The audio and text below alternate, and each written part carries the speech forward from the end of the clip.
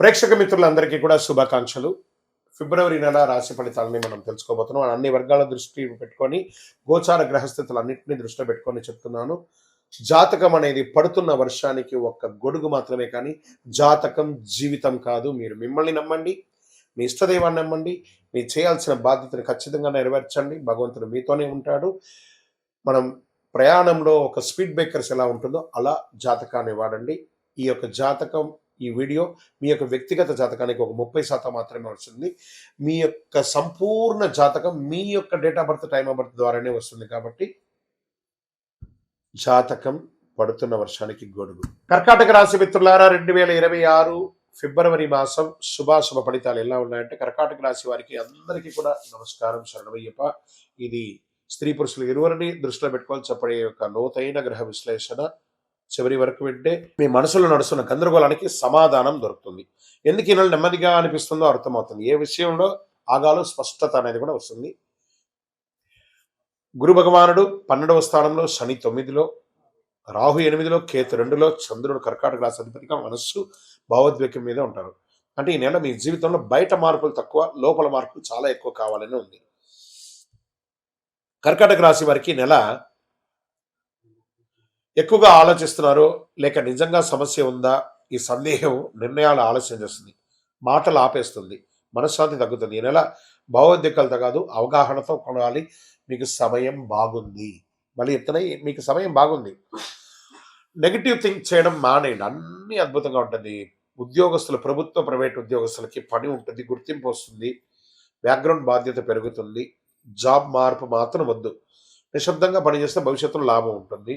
మీ పని కనిపించకపోయినా మీ విలువ మాత్రం ఏమాత్రం తగ్గదు, అద్భుతంగా ఉంటుంది. ఇంకా ఇంటర్వ్యూస్, కొత్త ఉద్యోగాల కోసం ఉన్నటువంటి ఇంటర్వ్యూలో ఆలస్యంగా అయినా కాన్ఫిడెన్స్ తగ్గదు, అద్భుతంగా సాధిస్తారు.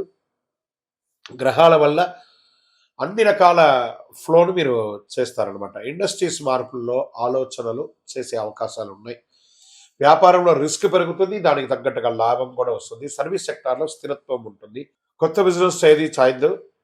రక్షణ రంగంలో ఉన్న వాళ్ళు, పోలీసు, డిఫెన్స్ వాళ్ళకందరికీ కూడా ఇది ఒక మంచి సమయం కూడా చెప్పచ్చు. ఆర్థికమైనటువంటి పెట్టుబడులు, అకస్మాత్ ఖర్చులు పెరిగే అవకాశాలు ఉన్నాయి. షార్ట్ టర్మ్ ట్రేడింగ్ వద్దు, ట్రేడింగ్లో లాంగ్ టర్మ్ వెళ్ళండి.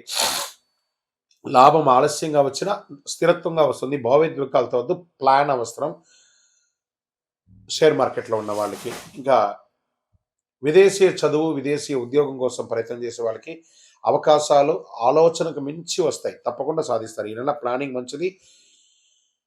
వీసా ప్రాబ్లమ్స్, డాక్యుమెంట్ ప్రాబ్లమ్స్ అవన్నీ కూడా క్లియర్ అయిపోతుంది. మీ అటానమీని సంప్రదించి చక్కగా వివరాలన్నీ కూడా తెలియజేసుకోండి. వ్యవసాయదారులకు దిగుబడి ఆలస్యమైన మంచి లాభాలతో ఉంటుంది. నీటి నిర్వహణ ముఖ్యం, ఖర్చులు పెరుగుతాయి.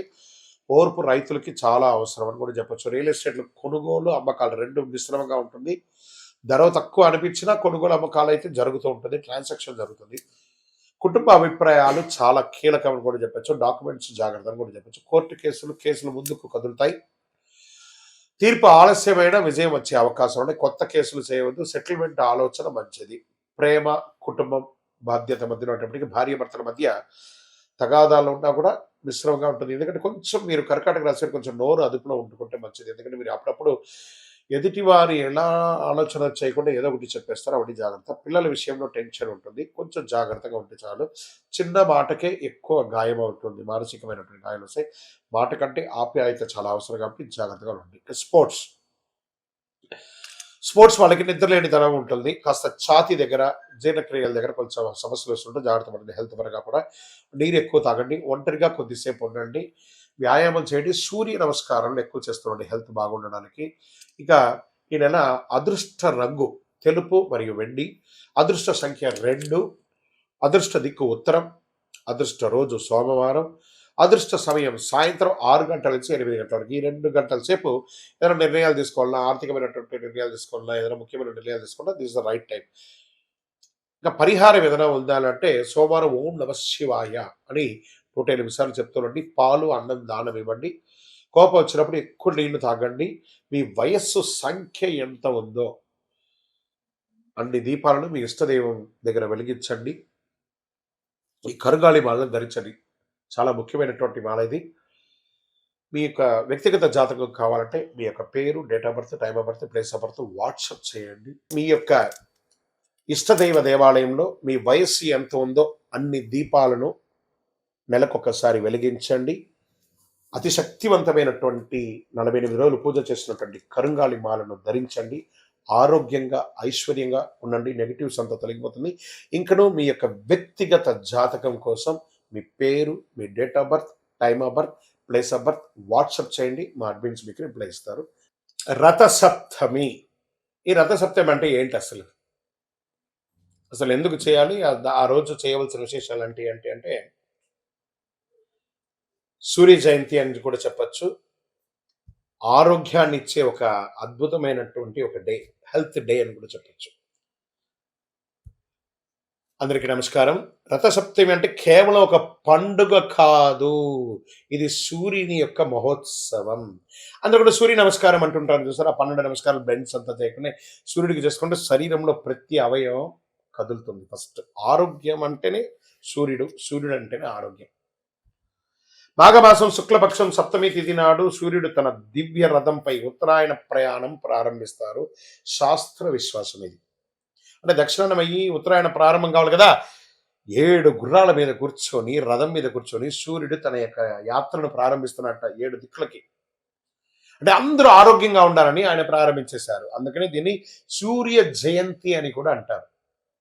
సూర్యుని రథానికి 7 గుర్రాలు, ఇవి 7 వర్ణాలు, 7 రోజులు, 7 శక్తులు సూచిక. ఈరోజు చేసిన సూర్యారాధన వల్ల ఆరోగ్యం, శక్తి, తేజస్సు, దీర్ఘాయుస్సు లభిస్తాయని శాస్త్రోక్తి. చేస్తే మంచిది కదా. అర్క స్నానం, ఈ జిల్లేడాకు ఉంటుంది కదా, ఆ జిల్లేడాకుని నెత్తి మీద పెట్టుకొని తల ముందు నువ్వుల నూనెతో చక్కగా శరీరంతో అభ్యంగన చేసి సూర్యుడు ఉదయించగానే లేచి వారికి నమస్కారం చేసి ఆ జిల్లేడాకు పెట్టి మంచి వేడి నీళ్లతో స్నానం చేసి అది పడుతుండగా ఆ ఆకుని కింద పడేయకుండా చేయాలి స్నానం. అదే నీళ్ళ యొక్క ఫోర్స్తో పడిపోవాలి. పెట్టుకోవడం మాత్రమే బాధ్యత. అది జిల్లేడాక అంటే అవును, అక్కడే శ్వేతార్క మూల నివాసాయ. ఆయన శ్వేతార్కం అంటే ఆయనకి చాలా ఇష్టం, తెల్లటి జిల్లేడు అంటే. ఆ అర్కం ఎలా పెట్టుకోవాలి? ఆకులు తల, భుజాలు, మోకాళ్ళపై ఉంచుకొని స్నానం చేయాలి. ఇది రోగ నివారణకు ఒక అద్భుతమైనటువంటి శక్తి. కాబట్టి ఆన్లైన్లో తెచ్చుకొని, సిటీలో ఉన్న వాళ్ళకి దొరకవచ్చు, ఆన్లైన్లో తెచ్చుకొని, లేదా కొంచెం అటుపక్క అలా వెళ్ళండి. ఊరు బయట వెళ్ళాలంటే ఎక్కడ పడితే అక్కడ జిల్లేడు చెట్టు ఉంటుంది, తెంచి పెట్టేసుకొని కవర్లో పెట్టేసుకోండి, చక్కగా తీసుకోండి. ఇంకా తూర్పు దిశగా నిలబడి సూర్యుడికి అర్ఘ్యం నీళ్లు వదలడము. ఓం హ్రీం హ్రీం హ్రౌం సహ సూర్యాయ నమః అనే మంత్రాన్ని జపం చేసి నీళ్లు వదలండి. మళ్ళీ చెప్తున్నా, ఓం హ్రీం హ్రీం హ్రౌం సహ సూర్యాయ నమః అని 7 సార్లు కానీ 12 సార్లు కానీ నీళ్లు వదిలి జపం చేయండి. చాలా బాగుంటుంది. ఇంకా జనరల్గా యోగా పద్ధతిలో సూర్య నమస్కారం అనేది ఉంటుంది కదా, ఆ పద్ధతి ప్రకారం దానికి ఒక్క సూర్య నమస్కారాన్ని 7 సార్లు చేయాలి. అంటే 12 కలిపితే 1, దాన్ని అలా 7 సార్లు చేయండి. సంవత్సరానికి కావాల్సిన ఎనర్జీ నకసిక పర్యంతం ఆరోగ్యం అంతా బ్రహ్మాండంగా అయిపోతుంది. ఆరోగ్యం సూర్యానుగ్రహం వల్లే లభిస్తుంది. కాబట్టి రథసప్తమి నాడు చేసిన సూర్యారాధన సంవత్సరంతో శక్తినిస్తుంది.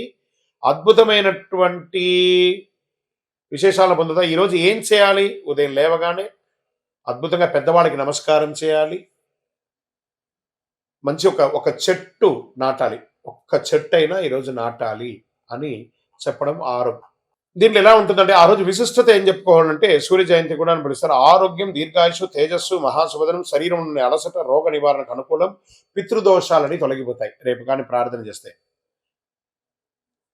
ఉదయం సూర్యోదయానికి ముందే లేచి తూర్పు దిశగా నిలబడి సూర్య నమస్కారాలు చేసి ఏం చేయాలి? మన నైవేద్యం ఏం చేయాలి?